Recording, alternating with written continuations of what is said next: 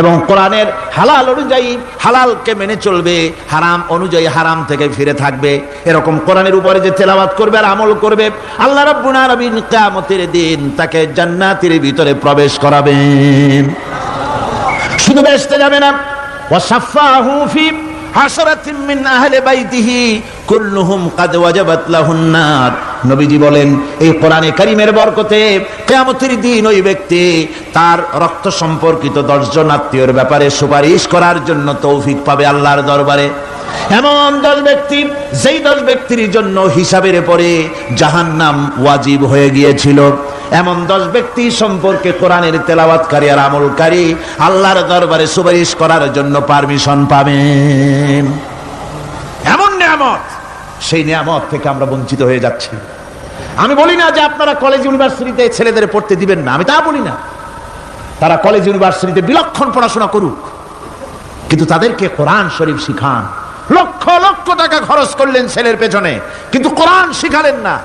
আপনি মরে গেলে আপনার জানাজাটা পড়বে, এ তৌফিকও সে পেল না। জানাজার ইমামতি তো দূরের কথা, জানাজার নিয়ত জানে না, পাক পবিত্রতা জানে না। বাপ মরে গেছে, সে তখন ছিল মার্কেটে, শুনলো বাপ মরছে, তাড়াতাড়ি জানাজায় শরীক হতে হবে। প্যান্টও পাক নাই, যেহেতু পেশাবের যখন বেগ এসেছিল দেওয়ালের পাশে দাঁড়াইয়া কাম সারছে, ধোয়া মোছার কাম নাই, মাথায় টুপি নাই, নাক মোছা রুমাল ছিল পকেটে, রুমালটা মাথায় দিয়া দাঁড়ায় গেল। আল্লাহু আকবার। বাপের কপালে যা আছে তাই হোক। তারপরে বাপ মরে গেছে, কান্না শুরু করেছে। যেদিন মরছে সেদিন কানতেছে, পরের দিনও একটু মুখ মলিন কান্দে। নাম বল্টু মিয়া।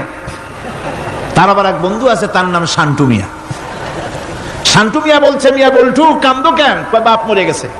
এগুলো বাঁচে নাকি? এগুলো মরিয়ে যায়। আমার একটা ছিল, ওটাও মরছে। চিরকাল কারো বাপ থাকে না, সুতরাং এত মন খারাপ কেন? আসো, ইন্ডিয়া থেকে ভালো একটা বই আসছে, সেইটা দেখে এত আনন্দ পাবে। বাপ তো বাপ, 14 গোষ্ঠী মরলেও মনের দুঃখ মুছে যাবে। এরপরে বাড়ি এনে তাকে সিনেমার ছবি দেখানো হলো। ছবি সে দেখলো, ফেরার সময় বাপের কবরের কাছ থেকে যাওয়ার সময় দাঁড়িয়ে গেল ক্ষণিকের জন্য। আহারে বাপ, বিদায় হয়ে গেলা, কি দেব তোমারে? কিছু তো নাই আমার কাছে, তাই সারা রাত ধরে যা কিছু দেখলাম এগুলি তোমার আমলনামায় দিয়ে গেলাম। জোরে কর নাউজুবিল্লাহ। আমি সমস্ত পিতাদেরকে বলতে চাই, সন্তানদেরকে কোরআন শিখান, কাজে লাগবে। কোরআন শিখালে কাজে লাগবে। কোরআন শরীফ মুখস্থ করে, বেশি করে মুখস্থ করেন কোরআনে কারীম, আপনার ফায়দা হবে। হযরত ওমর রাদিয়াল্লাহু তাআলা আনহু বর্ণনা করছেন যে রাসূল কারীম সাল্লাল্লাহু আলাইহি ওয়াসাল্লাম বলেছেন, ইউকালু লিসাহিবিল কুরআনি ইকরা ওয়ারাত্তিল কামা কুনতা তুরাত্তিলু ফিদ দুনিয়া। কিয়ামতের দিন জান্নাতীদেরকে, বেহেশতীদেরকে আল্লাহ রাব্বুল আলামিন বলবেন, কোরআন শরীফ তেলাওয়াত করো আর উপরের দিকে উঠতে থাকো। কোরআনে যেভাবে দুনিয়ার বুকে কোরআনে কারীম তুমি মুখস্থ করেছিলে, ধীরে ধীরে তেলাওয়াত করতে, ওইভাবে ধীরে ধীরে কোরআন তেলাওয়াত করো আর উপরের দিকে উঠতে থাকো।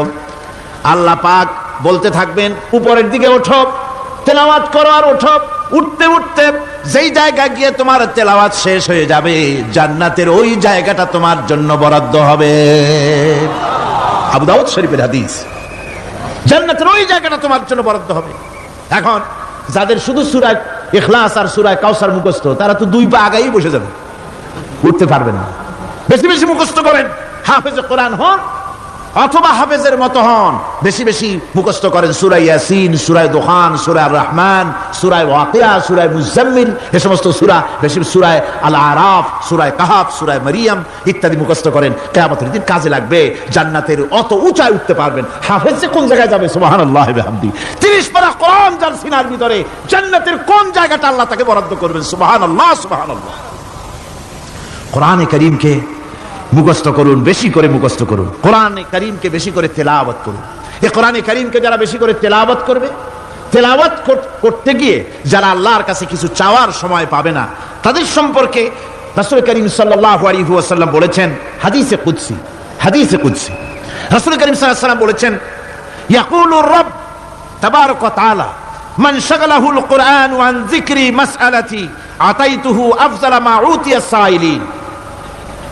আল্লাহর নবী বলেন, আমার আল্লাহ পাক বলেছেন, কোরআন তেলাওয়াত করতে গিয়ে যারা ব্যস্ত থাকে, কোরআন তেলাওয়াত করতে করতে যারা আমার কাছে হাত পেতে কিছু চাওয়ার সময় পায় না, যারা আমার কাছে হাত পেতে কিছু চায়, তাদের থেকে তেলাওয়াতকারীদেরকে আমি রব্বুল আলামিন বেশি করে দেই। সুবহানাল্লাহ। কোরআন তেলাওয়াত করতে করতে যারা আল্লাহর কাছে হাত পেতে চাওয়ার সময় পায় না, আল্লাহ পাক বলেন যারা চায় তাদের থেকে তেলাওয়াতকারীকে আমি বেশি দেই। আমার বন্ধুগণ, শুধু তাই নয়, এই কোরআনে কারীম যারা তেলাওয়াত করবে, আমল করবে, কিয়ামতের দিন তার মা বাপের মাথার উপরে আল্লাহ রাব্বুল আলামিন, আবু দাউদ শরীফের হাদিসে এসেছে, তার মা বাপের মাথার উপরে নূরের টুপি পরিধান করানো হবে। এমন নূরের টুপি, এমন নূরের তাজ পরানো হবে, চন্দ্র সূর্যের আলোকে ম্লান করে দেবে। হাসরবাসীরা প্রশ্ন করবেন, এ লোকটি কে? কোন ফেরেশতা নাকি বলে না, কোন নবী নাকি বলে না, তবে কি ইনি কে? জবাব হবে, তিনি হচ্ছেন সেই ব্যক্তি যিনি তার সন্তানদেরকে কোরআন শিখিয়েছিলেন। কোরআন শিখানোর কারণে আল্লাহ রাব্বুল আলামিন আজ তার মা বাপের মাথার উপরে নূরের টুপি পরিধান করে হাসরের ভিতরে মর্যাদা দিলেন। কিয়ামতের দিন দুনিয়া মর্যাদা পাওয়া যাবে, আখিরাতেও মর্যাদা পাওয়া যাবে যদি কোরআনে কারীমকে তেলাওয়াত করা যায়, আমল করা যায়, বোঝা যায়, তাহলে এই সমস্ত নিয়ামত আল্লাহ পাক দান করবেন। সুতরাং এই এত বড় নিয়ামত থেকে আমরা যেন কেউ বঞ্চিত হয়ে না যাই। কোরআন হচ্ছে এমন এক কিতাব যার তাফসীর লেখা হয় নাই। পৃথিবীতে এমন কোন ভাষা নাই, পৃথিবীর উল্লেখযোগ্য সবগুলি ভাষায় কোরআনে কারীমের তাফসীর লেখা হয়েছে, কিন্তু কোন মুফাসসির আজ পর্যন্ত কথা বলেন নাই যে আমি যে তাফসীর লিখছি এর চাইতে ভালো তাফসীর আর কেউ লিখতে পারেও না, আর পারবেও না, এটা শেষ, আর তাফসীর লেখা লাগবে না। এ কথা কেউ বলতে পেরেছে? জোরে বলেন, পেরেছে? পারে নাই। তার কারণ কি? আল্লাহ রাব্বুল আলামিন বলেন, قُلْ لَوْ كَانَ الْبَحْرُ مِدَادًا لِكَلِمَاتِ رَبِّي لَنَفِدَ الْبَحْرُ قَبْلَ أَن تَنفَدَ كَلِمَاتُ رَبِّي وَلَوْ جِئْنَا بِمِثْلِهِ مَدَدًا। আল্লাহ পাক বলেন, নবী আপনি বলুন, আমার রবের কথাগুলি লেখার জন্য যদি সমুদ্রের পানিগুলি, সমুদ্রের সমস্ত পানিগুলি যদি কালিতে পরিণত হয়ে যায়, আর আমার রবের কথাগুলি যদি লেখা শুরু হয়ে যায়, আমার রবের কথাগুলি লেখার পূর্বে সমস্ত সমুদ্রের পানিগুলি শেষ হয়ে যাবে। তারপরে যদি আবার সমুদ্র ভরে দেওয়া হয়, আরো যদি লেখা হয়, তবুও আমার রবের কথা লেখা শেষ হবে না। আল্লাহ রাব্বুল আলামিন বলেন, وَلَوْ أَنَّ مَا فِي الْأَرْضِ مِنْ شَجَرَةٍ أَقْلَامٌ وَالْبَحْرُ يَمُدُّهُ مِنْ بَعْدِهِ سَبْعَةُ أَبْحُرٍ مَا نَفِدَتْ كَلِمَةُ اللَّهِ। আল্লাহ রাব্বুল আলামিন বলেন, মা নাফিদাত কালিমাতুল্লাহ। আল্লাহ পাক বলেন, 7টা সমুদ্রের পানি যদি একত্রিত করা হয়, 7টা সমুদ্রের পানি যদি এক জায়গায় করা হয়, এই পানিগুলি যদি কালিতে পরিণত হয়ে যায়, আর পৃথিবীর সমস্ত গাছগুলি যদি কলমে পরিণত হয়ে যায়, ওই গাছগুলি দিয়ে যদি ওই পানির রূপ কালি দিয়ে আমার প্রভুর কথা, আল্লাহ রাব্বুল আলামিনের কোরআনের কথা যদি লেখা শুরু হয়ে যায়, লিখতে লিখতে সমস্ত পানিগুলি, গাছগুলি শেষ হয়ে যাবে, আল্লাহ পাকের কালামের ব্যাখ্যা লেখা শেষ হবে না। মা নাফিদাত কালিমাতুল্লাহ, আল্লাহর কথা লেখা শেষ হবে না। এত বড় বিরাট আজিম কিতাব আল্লাহ পাক আমাদেরকে দান করেছেন, সুবহানাল্লাহ পড়েন। এই কিতাবের এত বড় গুরুভার আল্লাহ রাব্বুল আলামিন বলেছেন, লাউ আনজালনা হাযাল কুরআনা আলা জাবালিন লারাআইতাহু খাশিআম মুতাসাদ্দিআম মিন খাশিয়াতিল্লাহ। আমি যদি এই কোরআনকে পর্বতের উপরে নাজিল করতাম, তাহলে তুমি দেখতে পেতে আমার ভয় ভীত সন্ত্রস্ত হয়ে পাহাড়গুলো চূর্ণ বিচূর্ণ হয়ে যেত। এত বড় আসিম কিতাব আমি তোমাদেরকে দান করেছি, যার গুরুভার বহন করতে কেউ রাজি হয়নি, পাহাড় পর্বত কেউ রাজি হয়নি, মানুষ রাজি হয়েছে। এই মানুষের উপরে আমি এটা অবতীর্ণ করেছি, গোটা বিশ্ববাসীর সামনে এই কিতাব আমি দিয়েছি তোমাদেরকে, এর দ্বারা হেদায়েত তোমরা গ্রহণ করবে। কিয়ামতের দিন আল্লাহর এই বিরাট নিয়ামত আমাদেরকে দান করলেন, আমরা এই নিয়ামতের নাশকর করেছি, অর্থাৎ এই কোরআনকে আমরা ব্যবহার করেছি সঠিকভাবে করি নাই, বেঠিকভাবে করেছি। প্রথম দিন, দ্বিতীয় দিন আমি বলেছি কোরআন শরীফকে শুধু তাবিজ তুমারের জন্য, শুধু সওয়াবের জন্য তেলাওয়াত করেছি। আসলে শুধু সওয়াবের জন্য তো আসেনি কোরআন। কোরআন বুঝতে হবে, আমল করতে হবে, তবে না শান্তি পাবো। আপনি যদি, কোরআন হচ্ছে মানুষের জীবন সমস্যার সমাধানের গ্রন্থ, ওষুধ খেলে রোগ ভালো হয়। ওষুধ খেলে কি হয়? কেউ যদি সকাল বেলায় তসবিহ হাতে নিয়ে 500 বার পরে ওষুধ ওষুধ ওষুধ 500 বার পড়লে রোগ কি ভালো হবে? বরং রোগ আরো বাড়তে পারে চিল্লাইতে চিল্লাইতে। শীতের জন্য লেপ গায়ে না দিয়া কেউ যদি চিল্লাইতে থাকে, জিকির করে লেপ্ত শোক লেপ্ত শোক লেপ্ত শোক, শীত কি বন্ধ হবে নাকি? পানির পিপাসায় ছটফট করে মানুষ যদি চিল্লায় পানি পানি পানি পানি পানি, পানির পিপাসা আরো বাড়বে। তাহলে কি বোঝা গেল? পিপাসা লাগলে পানি পান করতে হবে, শীত লাগলে কম্বলটা গায়ে দিতে হবে, রোগ হলে ওষুধটা খেতে হবে, তাহলে সব সমস্যার সমাধান হবে। অনুরূপ ভাবে আমরা শুধু কোরআনে কারীমকে তেলাওয়াত করি সওয়াবের নিয়তে, তার হুকুমগুলি জীবনের উপরে আমল করি না বলে আজকের জীবন আমাদের বিপর্যস্ত হয়েছে। ব্যক্তিতে, পরিবারে, রাষ্ট্রে শান্তি নাই, কোথাও শান্তি নাই এই কারণে। আর কিয়ামতের দিন রাসূল আসামি করবেন তাদেরকে যারা কোরআন অমান্য করেছে। রাসূল হবেন বাদী। বাদী হবেন কে? যারা বলেন কে বাদী হবেন? রাসূল। আসামি হবে কারা? যারা কোরআন ছেড়ে দিয়েছে। আল্লাহ রাব্বুল আলামিন বলেন وقال الرسول يا رب إن قوم اتخذوا هذا القرآن مهجورا। কিয়ামতের দিন রাসূল আল্লাহর দরবারে ফরিয়াদ করবেন, আয় আমার রব, আয় আমার আল্লাহ তাআলা, এই সমস্ত লোকগুলি তোমার কালামকে, তোমার কোরআনকে অপ্রয়োজনীয় জিনিস বলে তারা পরিত্যাগ করেছিল। আমার বন্ধুগণ, কিয়ামতের দিন যখন এরা উপস্থিত হবে আল্লাহর দরবারে, আল্লাহ রাব্বুল আলামিন কোরআনের সাথে যারা ঠাট্টা করেছে, বিদ্রূপ করেছে, কোরআনের আইনকে নিয়ে যারা ঠাট্টা বিদ্রূপ মজাক উড়াইছে, কিয়ামতের দিন তাদেরকে বলা হবে ওয়াকিলাল ইয়াউমা নানসাকুম কামা নাসিতুম লিকা ইয়াউমিকুম হাযা।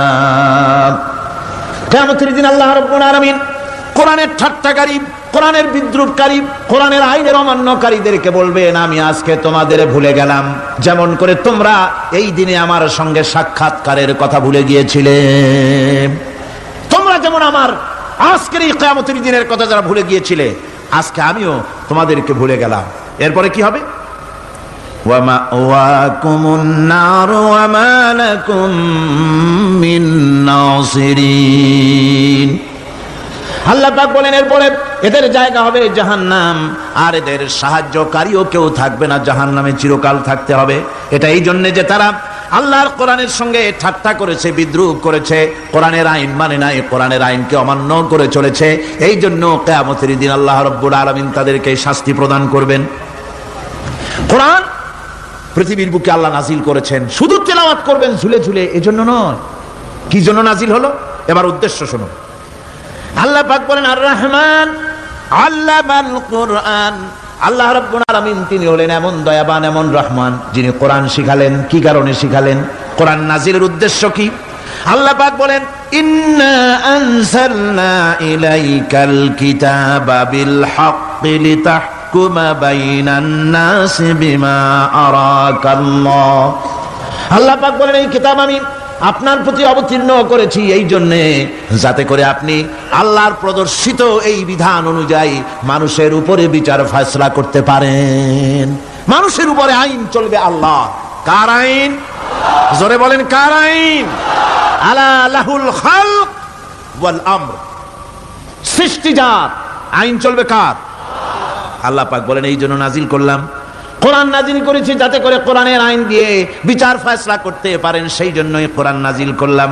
আসলে আল্লাহর নবীর এই পৃথিবীতে আগমনের উদ্দেশ্য ওটাই ছিল। হুয়াল্লাযী আরসালা রাসূলাহু বিল হুদা ওয়া দীনিল হক লিইয়ুযহিরাহু আলাদ-দীনি কুল্লিহি ওয়া কাফা বিল্লাহি শাহীদা। আল্লাহ রাব্বুল আলামিন বলেন আমি আমার রাসূলকে দ্বীনে হক, সত্যের বিধান সহকারে দুনিয়ায় প্রেরণ করেছি। লিইয়ুযহিরাহু আলাদ-দীনি কুল্লিহি আয় লিইয়ুগলিবাহু আলা সাইরিল আদিয়ান। সমস্ত আদিয়ানে বাতিলের উপরে আমার দ্বীনকে বিজয়ী করে দেওয়ার জন্য আমি রাসূলের কাছে কিতাব সহকারে তাকে অবতীর্ণ করেছি। এ দায়িত্ব শুধু মুহাম্মদ সাল্লাল্লাহু আলাইহি ওয়াসাল্লামের ছিল না, দুনিয়ার উপরে আল্লাহর দ্বীন কায়েম করা, আল্লাহর বিধান অনুযায়ী মানুষের বিচার ফয়সালার দায়িত্ব শুধু মুহাম্মদ সাল্লাল্লাহু আলাইহি ওয়াসাল্লামের ছিল না, সমস্ত নবীদের ছিল। কাদের ছিল? সব নবীদের ছিল। فبعث الله النبيين مبشرين منذرين وأنزل معهم الكتاب بالحق ليحكم بين الناس। আল্লাহ পাক বলেন সমস্ত নবীদের কাছে আমি কিতাব অবতীর্ণ করেছি এই জন্য যে তারা সহজ এবং সোজা পথে যারা চলতে চায় তাদেরকে তিনি সুসংবাদ দিবেন, আর বাঁকা পথে যারা চলবে তাদেরকে তিনি জাহান্নামের ভীতি প্রদর্শন করবেন। আর আমি তার উপরে যে কিতাব অবতীর্ণ করেছি এই কিতাব দিয়ে জনগণের উপরে বিচার ফয়সলা করবে, আইন চলবে আল্লাহর কিতাব দিয়ে। আইন চলবে কি দিয়ে? আল্লাহর কিতাব দিয়ে। আল্লাহর কিতাব অনুযায়ী জনগণকে পরিচালিত করবেন। এই জন্য আমি এই কোরআনকে নাজিল করেছি, অতীত এই কিতাবগুলি নাজিল করেছি। কুল ইয়া আইয়ুহান নাসু ক্বাদ জাআকুমুল হাক্কু মির রাব্বিকুম। আল্লাহ পাক বলেন নবী আপনি বলে দেন, আপনি বলুন হে মানব সকল, আল্লাহর পক্ষ থেকে তোমাদের জন্য মহাসত্য এসেছে। এই মহাসত্য যদি অনুসরণ করো তোমাদের জন্য কল্যাণকর হবে। ওমান দাল্লা ফাইন্নামা ইয়াদুল্লু আলাইহা।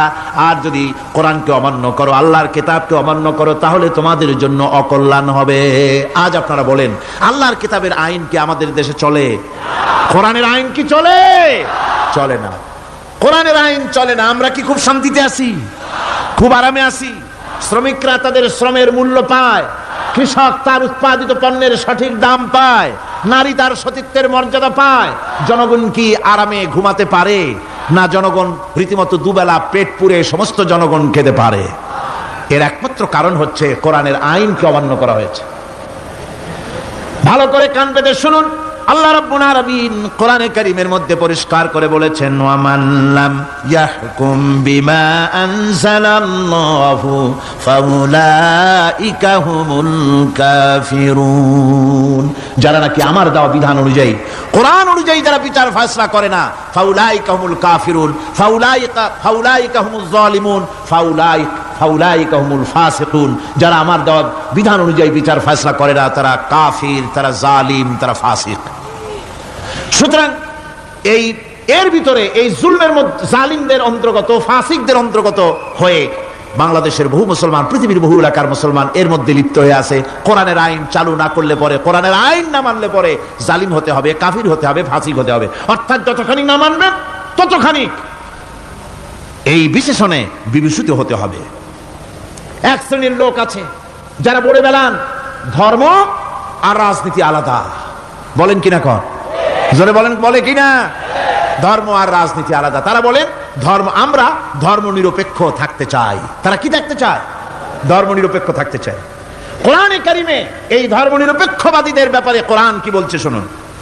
আল্লাহ রাব্বুল আলামিন বলেন আলাম তারা ইলাল্লাযীনা ইয়াজউমুনা আন্নাহুম আমানু বিমা উনজিলা ইলাইকা ওয়া মা উনজিলা মিন ক্বাবলিক। আল্লাহ পাক বলেন হে নবী তুমি কি সেই সব লোকদেরকে দেখেছ যারা দাবি তো করে যে আমরা আল্লাহর উপর ঈমান এনেছি আর এই কিতাবের উপর ঈমান এনেছি, এর পূর্বে যত কিতাব নাজিল হয়েছে সেসব কিতাবের উপরেও ঈমান এনেছি। ধর্মনিরপেক্ষবাদীরা তারা তো বলে না যে আল্লাহ মানি না, কোরআন মানি না, একথা বলে না, ওটা বলে না। কি বলে? সেই বলা কথাটাই আল্লাহ এখানে অনেক আগে বলে রেখেছেন। ওরা বলে যে আমরা অবশ্যই আল্লাহকে মানি, আল্লাহর কিতাব মানি, এর পূর্বে যত কিতাব নাজিল হয়েছে সেগুলোও মানি। তবে ইউরিদুনা আইয়াতাহাকামু ইলাত তাগুত, তারা চায় তাদের জীবনের সমস্ত সমাধান সমস্যার জন্য তাগুতের কাছে যেতে চায়। তাগুতকে, আল্লাহকে বাদ দিয়ে তারা যেতে চায় কোথায়? তাগুতের কাছে। জোরে বলেন কিসের কাছে যেতে চায়? তাগুতের কাছে। তাগুত বলে কারে? তাগুত বলা হয় যে নিজে আল্লাহর আইন মানে না এবং অপরকেও আল্লাহর আইন অমান্য করতে বাধ্য করে, তাকে বলা হয় তাগুত। ওরা বলে ধর্ম আর রাজনীতি আলাদা। কোরআন মানি কিন্তু কোরআনের আইন মানি না। ওরা কোরআন মানে ঠিকই, বলে যে কোরআন মানি, কিন্তু কোরআনের আইন মানে। তাহলে এ মানি বলার অর্থটা কি? এর মূল্যটা কোথায়? কোরআন যদি মানো তো কোরআন বলেছে সুদ খেও না। আমাদের দেশে সুদ চলছে না? কোরআন বলেছে বিবিকে পর্দায় রাখো, পর্দায় কি রাখা হচ্ছে? কোরআন বলেছে ওজনে কম দিও না, তা কি মানা হচ্ছে? কোরআন বলেছে আমার আইন দিয়ে দেশ শাসন করো, তা কি করা হচ্ছে? সুতরাং ধর্মনিরপেক্ষ মতবাদ যেটা, এই মতবাদটা কোরআনের দৃষ্টিতে কুফরি মতবাদ। ধর্মনিরপেক্ষ মতবাদ কি? জোরে বলেন, ধর্মনিরপেক্ষ মতবাদ কি? কোন মুসলমান, যে ব্যক্তি নিজেকে মুসলমান বলে দাবি করে, ধর্মনিরপেক্ষ মতবাদ সে বিশ্বাস করতে পারে না, জায়েজ নাই, হারাম। আফাতুমিনুনা বিবাদিল কিতাব ওয়া তাকফুরুনা বিবাদ, তোমরা কোরআনের কিছু অংশকে মেনে নিবে আর কিছু অংশকে করবে অস্বীকার। এটা যদি করো দুনিয়ার জীবনে পাবে দুনিয়ার জীবনে জিল্লতি আসবে, লাঞ্ছনা আসবে, আর কিয়ামতে পাবে জাহান্নামের শাস্তি। সুতরাং ধর্মনিরপেক্ষ মতবাদের অর্থ তারা বলে যে ধর্মহীনতা নয়, আসলে কিন্তু ধর্মনিরপেক্ষ মতবাদের অর্থই হলো ধর্মহীনতা। ঠিক কিনা কন? জোরে বলেন ঠিক কিনা? এই ধর্মনিরপেক্ষ মতবাদ আমাদের দেশের জন্ম হয় নাই, এর জন্ম হয়েছে ইউরোপ সভ্যতায়। প্রাচীন ইউরোপ সভ্যতায় এর জন্ম হয়েছিল, সেখান থেকে তার আন্ডা বাচ্চা ভারতে এসেছিল। ভারত থেকে এই আন্ডা বাচ্চার কিছু অংশ 1972 সালে তদানীন্তন সরকারের মাথার উপরে ভারত চাপিয়ে দিয়েছিল। সেই ধর্মনিরপেক্ষ মতবাদ 1972 সনের সংবিধানে লেখা হলো, কিন্তু 1982 সনে যখন সংবিধান আবার অ্যামেন্ডমেন্ট করা হলো, তখন ধর্মনিরপেক্ষতার কপালে ঝাঁটা মেরে বিদায় করা হয়েছে। বাংলাদেশে ধর্মনিরপেক্ষ মতবাদ চলতে পারে না। ধর্মনিরপেক্ষ মতবাদের কথা আমাদের দেশে তারাই বলে যারা 72 সনে ক্ষমতায় ছিলেন। তারা ধর্মের সাথে কি ব্যবহার করেছেন আমরা ভুলে যাই নাই, আপনারা ভুলে গেছেন। 1972 সনে দেশের সমস্ত বিশ্ববিদ্যালয়ের মনোগ্রাম থেকে ইকরা বিসমি রাব্বিকাল্লাযী খালাক রাব্বি জিদনি ইলমা কোরআনে কারীমের এই আয়াতকে বিদায় করে দেওয়া হয়েছিল। শাসনতন্ত্রের শিরোনামে বিসমিল্লাহকে গ্রহণ করা হয় নাই। শুধু তাই নয়, কোরআনে কারীম যেখানে তেলাওয়াত করা হয় তখনকার সময় রেডিওতে, টেলিভিশনে, ওই 72 থেকে 3 বছর, এবং এখনো সেই দলটি মিটিং করতে গিয়ে, কোনো জায়গায় কিছু করতে গিয়ে আগে কোরআন শরীফ, তারপরে গীতা, তারপরে বাইবেল, এগুলি হচ্ছে মুনাফিকের লক্ষণ। কিসের লক্ষণ? যেখানে যেই টেবিলে, যেই মঞ্চে কোরআন তেলাওয়াত হয়, বাইবেল, গীতা পড়া হারাম, পড়া হতে পারে না। কোরআনের চাইতে শ্রেষ্ঠ কিতাব আল্লাহর দুনিয়া আছে? সমস্ত কিতাবকে রদ করেছে কোরআন। হযরত ওমর রাদিয়াল্লাহু তাআলা আনহু রাসূল করিম সাল্লাল্লাহু আলাইহি ওয়াসাল্লামের কাছে গিয়ে তাওরাতের একটা পাতা পড়তেছিলেন। হযরত আবু বকর রাদিয়াল্লাহু তাআলা আনহু সেখানে চলে এলেন। এসে দেখেন রাসূল করিম সাল্লাল্লাহু আলাইহি ওয়াসাল্লামের চেহারা মোবারক লাল হয়ে গিয়েছে গোসায়। হযরত আবু বকর বললেন, ওমর, তুই যদি এর থেকে মরে যেতিস, তুই যদি এর থেকে মরে যেতিস, তুই যদি এর থেকে মরে যেতি। 3 বার বললেন। হযরত ওমর শিউরে উঠলেন, হতচকিত হয়ে উঠলেন। আবু বকর আমাকে মরার কথা বলছেন কেন? তিনি তাকিয়ে দেখেন রাসূল করিম সাল্লাল্লাহু আলাইহি ওয়াসাল্লামের চেহারা মোবারক গোসায় লাল হয়ে গিয়েছে। হযরত ওমর বলছেন, ইয়া রাসূলুল্লাহ, আমার এবং আমার পিতামাতার জীবন আপনার কদম মোবারকে উৎসর্গ হয়ে যাক। আমি অপরাধ করেছি, কি অন্যায় করেছি হুজুর আমাকে বলুন। হুজুর বলছেন, ওমর, তুমি যে তাওরাতের পাতা আমার সামনে পড়তেছো, এই তাওরাত যার উপরে নাজিল হয়েছিল, সেই মুসা আলাইহিস সালাম যদি আজকে বেঁচে থাকতেন, তাহলে আমার উম্মতের ভিতরে শামিল হয়ে যাওয়া তার জন্য ফরজ হয়ে যেত। অতীতের সমস্ত কিতাবকে রদ করা হয়েছে, সমস্ত শরিয়াতকে বন্ধ করা হয়েছে। সুতরাং কোন মুসলমানের প্ল্যাটফর্মে যেখানে কোরআন তেলাওয়াত হয়, বেদ, বাইবেল, গীতা পড়া হারাম সেখানে। এই মুনাফিকরা তাও করে থাকে। আমার মুসলমান ভাইয়েরা, নজরুল ইসলাম কলেজের ইসলাম শব্দ বাদ দিয়ে নজরুল কলেজ করা হয়েছিল। সলিমুল্লাহ মুসলিম হলের মুসলিম শব্দ বাদ দিয়ে শুধু সলিমুল্লাহ হল করা হয়েছিল। তার মানে ধর্ম এদের কলিজায় আগুন জ্বালিয়ে দেয়। ইসলামের নাম বরদাস্ত হয় না, কোরআনের নাম বরদাস্ত হয় না। আর বরদাস্ত হয়নি বলেই আল্লাহ পাক তার ইন্তেকাম নিয়েছেন। আমার বক্তব্য হচ্ছে, কোরআনে কারীম পৃথিবীতে এসেছে শাসন করতে দুনিয়াকে। তার মধ্যে রয়েছে রাজনীতি, অর্থনীতি, সব কিছু। এই বিচার ফয়সালা কোরআন থেকে যারা গ্রহণ করে না, রাসূলকে যারা বিচারক মানে না, তাদের সম্পর্কে আল্লাহ পাক কি বলছেন শুনুন। فلا وربك لا يؤمنون حتى يحكموك فيما شجر بينهم ثم لا يجدوا في أنفسهم حرجا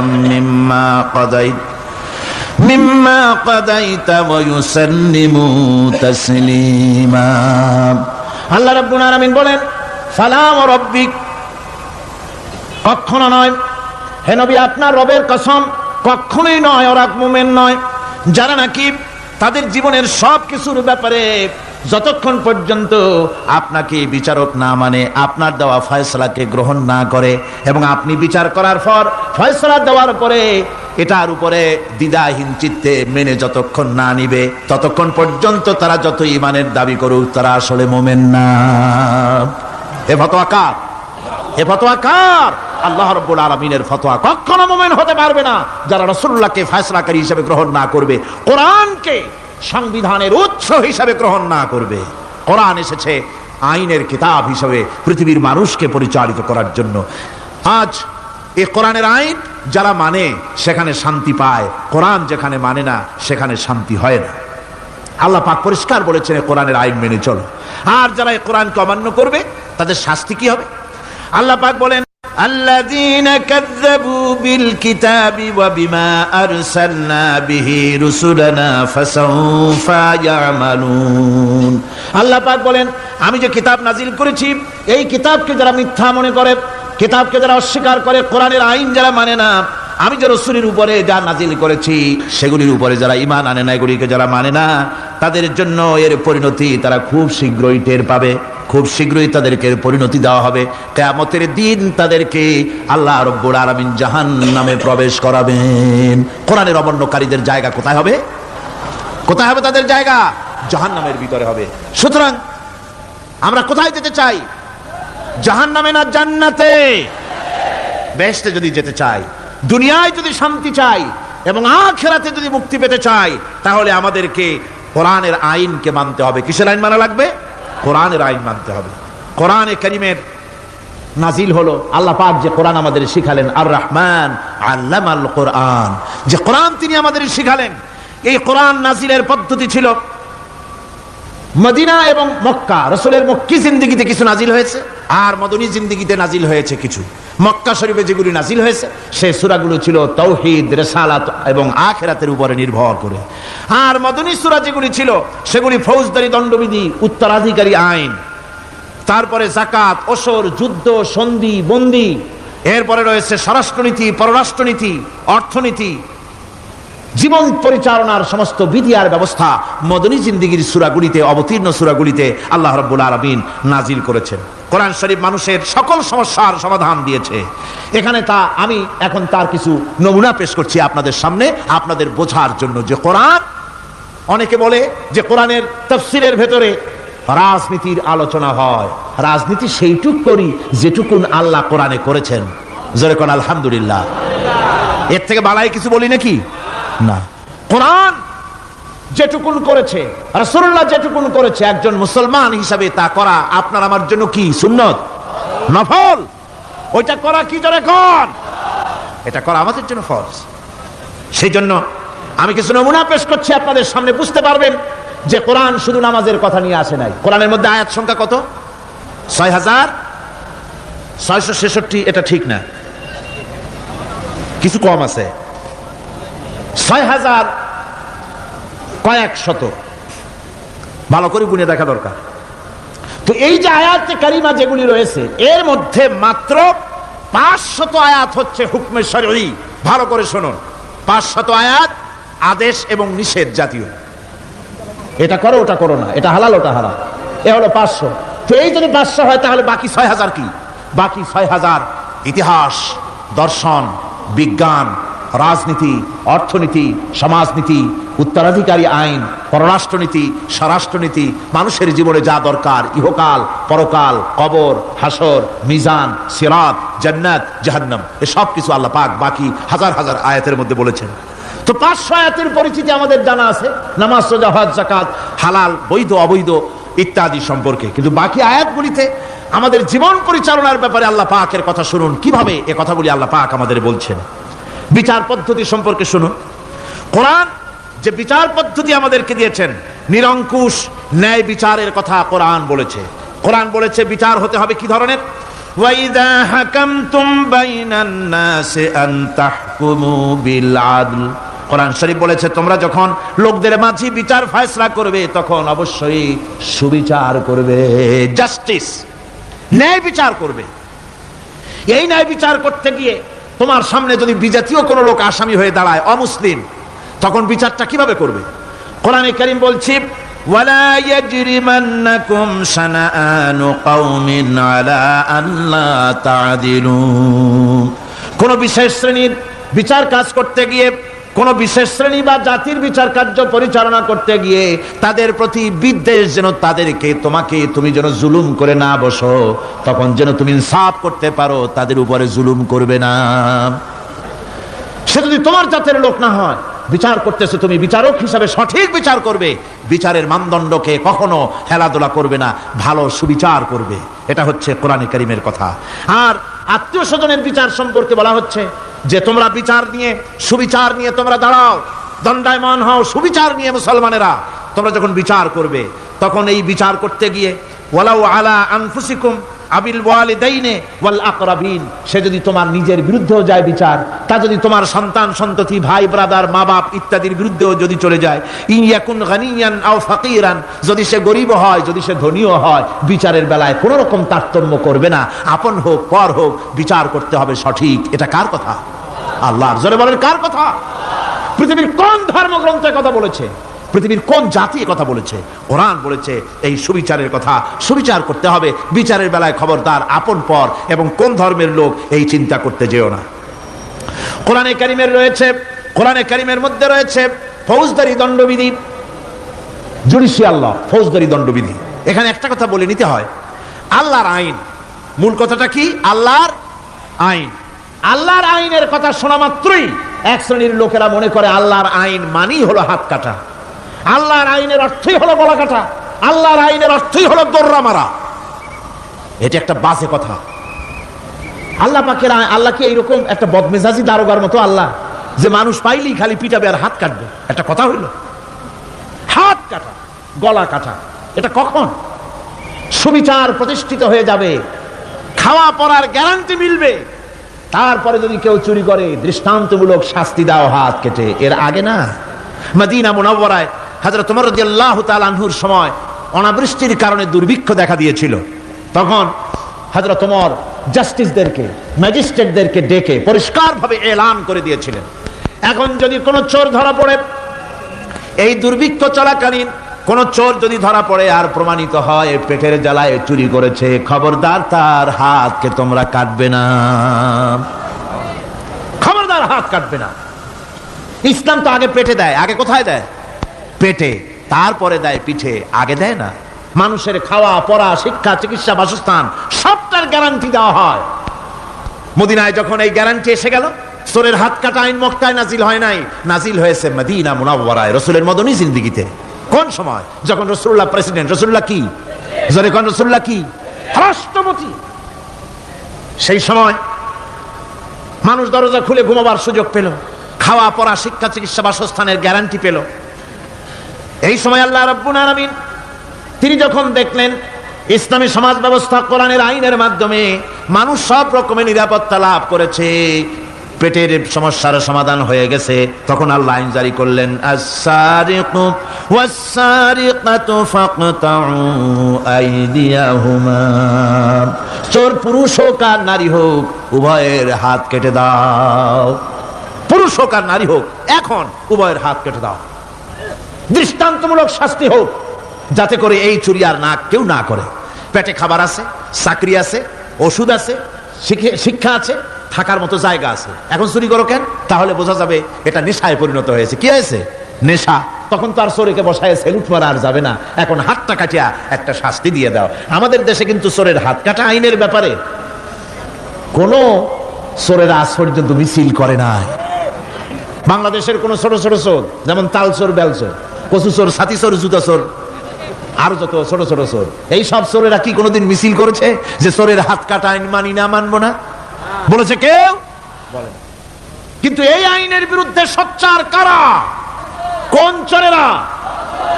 নিশ্চয়ই ছোট চোরেরা না, বড় চোরেরা, যারা তাল বেল চুরি করে না, বরং কলমের খোঁচা দিয়া সরকারের জনগণের লক্ষ কোটি কোটি টাকা পকেটস্থ করেন মেহেরবানি করে। ওইসব তারা মনে করেন যদি এই আইন চালু হয়ে যায় তাহলে তালচোর বেলচোরের তো কোনো ক্ষতি নাই, ইসলামী রাষ্ট্র চালু হলে পরে তো সকলের পেটে ভাত আসবে, ওই তাল বেল আর চুরি করা লাগবে না, তাদের তো সুবিধা। কিন্তু মুসিবতটা তো আমাদের হবে, বেশি খাইয়া খাইয়া জিব্বা পুরু হয়ে গেছে। এখন ওই বেশি খাইতে না পারলে বদভ্যাস চালু হয়ে যাবে, চুরি করতে যখন যাইবে তখন এই আইন তো বিসমিল্লাহ হবে আমাদের দিয়া। এই জন্য ওনারাই বিরোধিতা করেন চরমভাবে।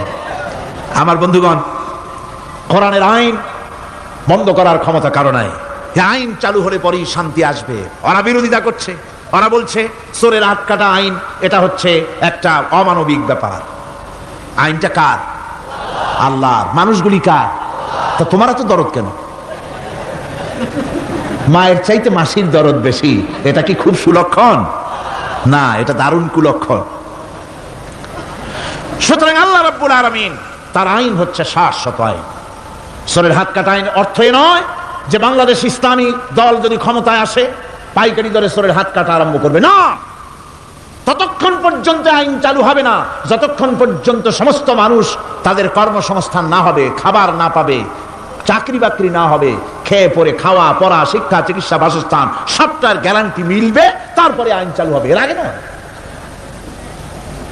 আল্লাহ রাব্বুল আলামিন ফৌজদারি দণ্ডবিধির আওতার ভিতরে চোরের কি শাস্তি হবে তা বললেন, নরহত্যার শাস্তি কি হবে তাও আল্লাহ পাক এখানে বলছেন, ইয়া আইয়ুহাল্লাযীনা আমানু কুতিবা আলাইকুমুল কিসাসু ফিল কাতলা। আল্লাহ পাক বলেন তোমাদের প্রতি নরহত্যার শাস্তি স্বরূপ কিসাস নির্দিষ্ট করা হয়েছে, অর্থাৎ হত্যার বদলে হত্যা করা। একজন মানুষ আর একজন মানুষকে হত্যা করেছে, কোরআনের আইন হচ্ছে ওকেও হত্যা করো। কি সুন্দর আইন, সুবহানাল্লাহ পড়েন। তাহলে কি হবে? রেডিও টেলিভিশনে পত্র পত্রিকার মাধ্যমে যদি খবর ছড়ানো হয় যে হত্যাকারীর বিচার হবে কোরআনের আইন অনুযায়ী, প্রকাশ্য রাজপথে হত্যাকারীকে তাকেও যদি হত্যা করে দেওয়া হয়, এই দৃশ্য উপস্থিত জনতা যত দেখবে, পত্র পত্রিকায় খবর পাবে, টেলিভিশনের পর্দায় দেখতে পাবে, যারা দেখলো এই সব লক্ষ লক্ষ জনতার ভেতরে মানুষ হত্যা করার দুঃসাহস আর আসবে? আল্লাহ পাক বলছেন এটা হচ্ছে মানুষের কিসাস, এর মধ্যে রয়েছে মানুষের জীবন। এরপরে নরহত্যার শাস্তি আল্লাহ পাক এভাবে কোরআনে কারীমের মধ্যে বললেন। জিনার শাস্তি, আয-যানিয়াতু ওয়াজ-যানি ফাজলিদু কুল্লা ওয়াহিদিন মিনহুমা মিআতা জালদা। আল্লাহ রাব্বুল আলামিন বলেন জিনাকারিনী পুরুষ, জিনাকারিনী নারী আর জিনাকারা পুরুষ, তাদের শাস্তি হচ্ছে উভয়কে 100 করে দৌড়া মারা, প্রাণদণ্ড দিয়ে দেওয়া। এই শাস্তি যদি হয় জিনা বন্ধ হয়ে যাবে, বিবাহ সহজ হবে।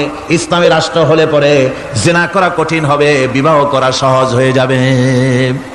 এটা হচ্ছে কোরআনের আইনের সুন্দর বিধান। জিনার শাস্তি, চোরের শাস্তি, নরহত্যার শাস্তি জুডিশিয়াল লয়ের আওতায়, ফৌজদারি দণ্ডবিধির আওতায় এগুলি পড়ে। এগুলি সব কোরআন শরীফে আছে না নাই? আছে কিনা? তাহলে কি করে আপনি বলবেন আপনি ধর্ম নিরপেক্ষ? আপনি শুধু ধর্ম আপনার ব্যক্তিগত ব্যাপার আর রাজনীতি একটা আলাদা ব্যাপার।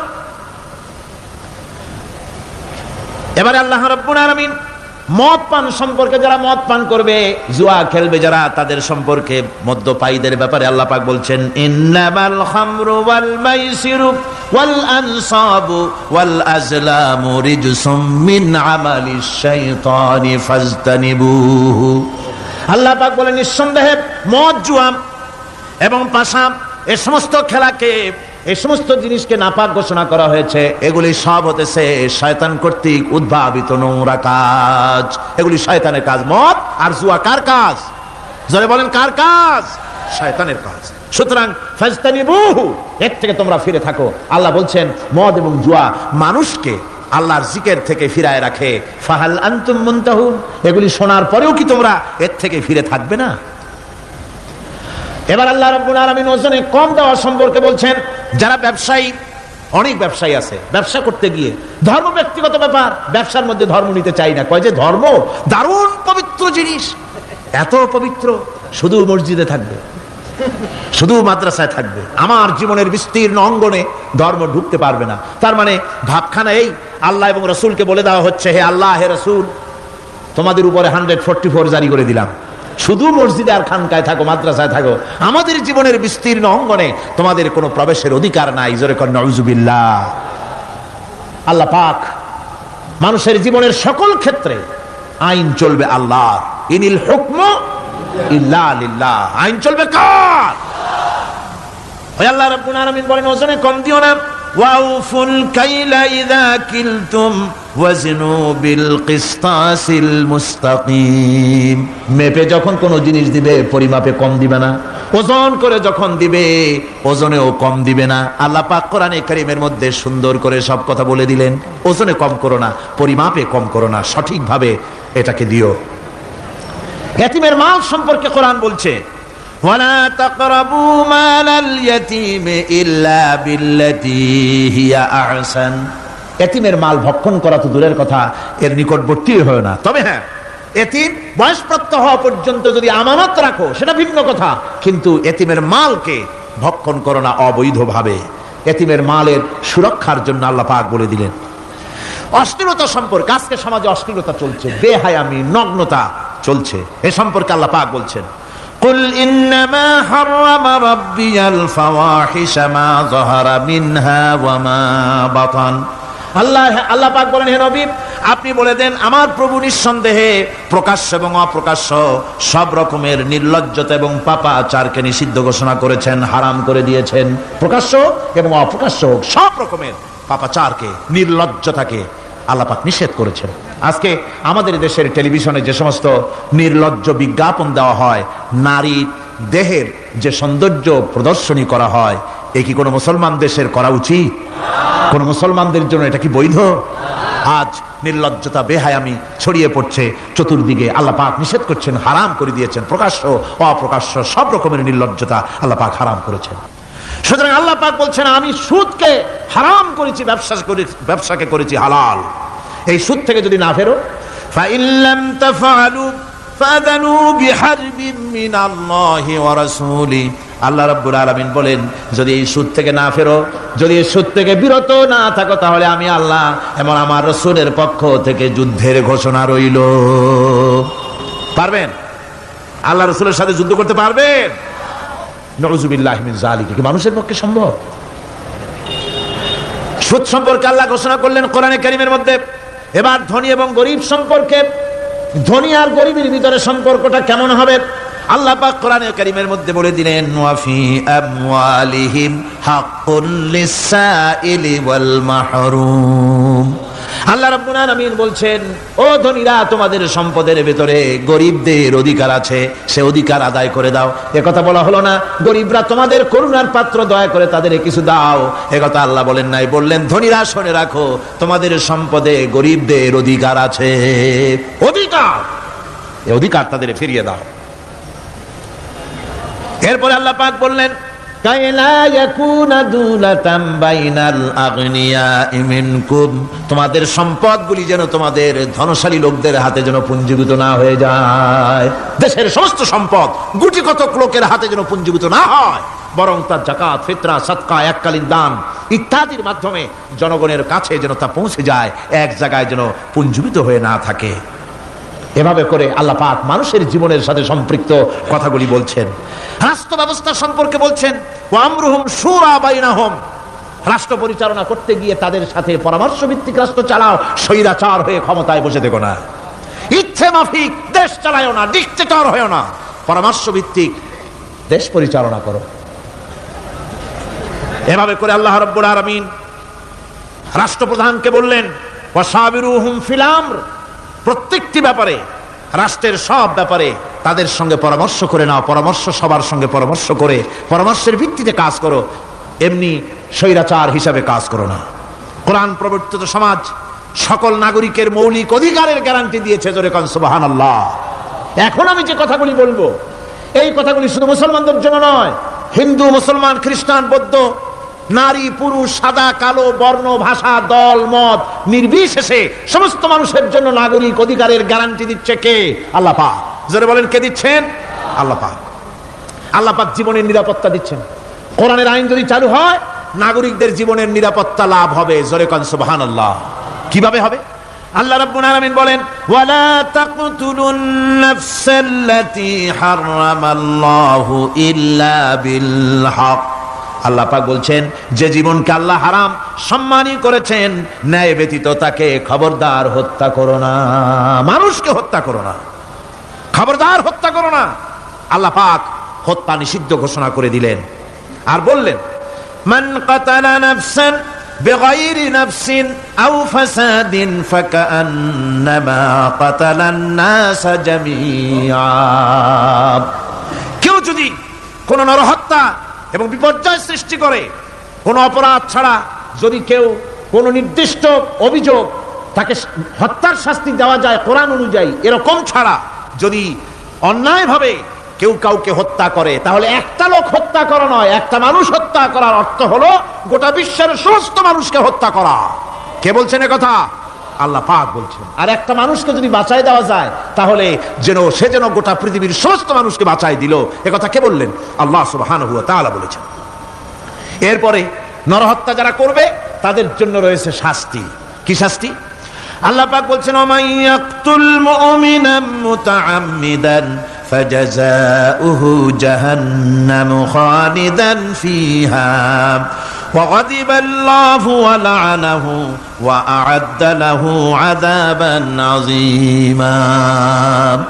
আল্লাহ পাক বলছেন, ওমাইয়াকতুল মুমিনান মুতাআম্মিদান, যে ব্যক্তি কোনো মুমিনকে ইচ্ছে করে হত্যা করলো, ফাজাযাউহু জাহান্নাম, তার শাস্তি কি? যারা বলেন শাস্তি কি? খালিদ, সেই জাহান্নামে চিরকাল তাকে থাকতে হবে। ওয়া গাদিবাল্লাহ ওয়া লা'নাহু, আর তার উপরে আল্লাহর গজব, আল্লাহর লানত, চিরকাল এই শাস্তি তাকে জাহান্নামে ভোগ করতে হবে। এই কথাগুলি না জানার কারণেই আজকে কলেজ বিশ্ববিদ্যালয়গুলিতে মানুষ হত্যা চলছে পাখি হত্যার মতোই। সুতরাং আল্লাহর এই বিচারের কথা কোরআন থেকে যারা জানে, তারা সন্ত্রাস করে না। এই জন্য কলেজ বিশ্ববিদ্যালয় সমূহে সন্ত্রাস হয়, মাদ্রাসাগুলিতে সন্ত্রাস হয় না বললেই চলে। কথা কি ঠিক বললাম না বাড়ায় বললাম? সন্ত্রাসের কারণে টাইটেল মাদ্রাসা বন্ধ হয়েছে কয়টা বাংলাদেশে? ফাজেল মাদ্রাসা কয়টা? দাখিল কয়টা? ইল্লা মাশাআল্লাহ দুই একটা হতে পারে কোথাও, কিন্তু তা হয় না। কারণ মাদ্রাসায় এই সব কথা পড়ানো হয় যা আমি বললাম। কোরআন থেকে যে কথাগুলি বললাম এগুলি কোথায় পড়ানো হয়? আজকে যদি কলেজ বিশ্ববিদ্যালয় সমূহে কোরআন পড়ানো হতো, তাফসীর পড়ানো হতো, তাহলে বিশ্ববিদ্যালয় থেকে রবীন্দ্রনাথ আর সূর্য সেনের পা চাটা উলামারা বের হতো না, শহীদ তিতুমীর বেরিয়ে আসতো, টিপু সুলতান বেরিয়ে আসতো, সালাউদ্দিন আইয়ুবী বেরিয়ে আসতো। দুর্ভাগ্যজনক, আজ কলেজ বিশ্ববিদ্যালয়গুলিতে আল্লাহর কোরআন পড়ানো হয় না বলে আমাদের পাঠানো সোনার টুকরা ছেলেগুলি কয়লার টুকরা হয়ে ফিরে আসতেছে। বন্ধুগণ, জীবনের নিরাপত্তা দিচ্ছেন আল্লাহ পাক। কোরআনের আইন চালু হলে মানুষকে হত্যা করা হবে না, কেউ কাউকে মারতে পারবে না, মারলে তাকেও নিহত হত্যা করা অবশ্যই হবে। সম্পদের নিরাপত্তা দিচ্ছেন আল্লাহ, গ্যারান্টি। হিন্দু হোক মুসলমান হোক সকলের সম্পদের গ্যারান্টি মিলবে, কেউ কারো সম্পদকে হরণ করবে না, গসব করবে না। কোরআন বলছে, ওয়ালা তাকুলু আমওয়ালাকুম বাইনাকুম বিল বাতিল, পরস্পরের সম্পদকে অবৈধভাবে ভক্ষণ করো না। সম্মানের নিরাপত্তা হচ্ছে ইসলামী সমাজ চালু হয়ে গেলে আল্লাহ রাব্বুল আলামিন সম্মানের নিরাপত্তা দিবেন প্রত্যেক নাগরিকের। আল্লাহ পাক বলছেন, ইয়া আইয়ুহাল্লাযীনা আমানু লা ইয়াসখার কওমুম মিন কওমিন, হে বিশ্বাসীরা তোমরা এক গোত্র আর এক গোত্রকে ঠাট্টা করো না। চাষিরা তাঁতিদেরকে গালি দিও না, তাঁতিরা চাষিদেরকে, জেলেদেরকে গালি দিও না। এক গোত্র আর এক গোত্রকে ঠাট্টা করো না, বিদ্রুপ করো না। ওয়ালা তালমিসু আনফুসাকুম ওয়ালা তানাবাজু বিল আলকাব, একে অপরের দোষ গিয়ে বেরিও না, একে অপরকে খারাপ নামে ডেকো না, একে অপরের কুৎসা রটনা করো না, আল্লাহ নিষেধ করেছেন। ইসলামী সমাজ হলে পরে মানুষ সব দিক থেকেই নিরাপত্তা পাবে, গ্যারান্টি পাবে, ব্যক্তি স্বাতন্ত্র্যের প্রাইভেসির নিরাপত্তা পাবে। কারো ঘরের মধ্যে কেউ হঠাৎ করে ঢুকবে না, অর্ডার নিয়ে ঢুকতে হবে, পারমিশন নিয়ে ঢুকতে হবে। আল্লাহ পাক বলেছেন লা তাদখুলু বুয়ুতান গায়রা বুয়ুতিকুম হাত্তা তাস্তানিসু ওয়া তুসাল্লিমু আলা আহলিহা। অন্যের ঘরের মধ্যে পারমিশন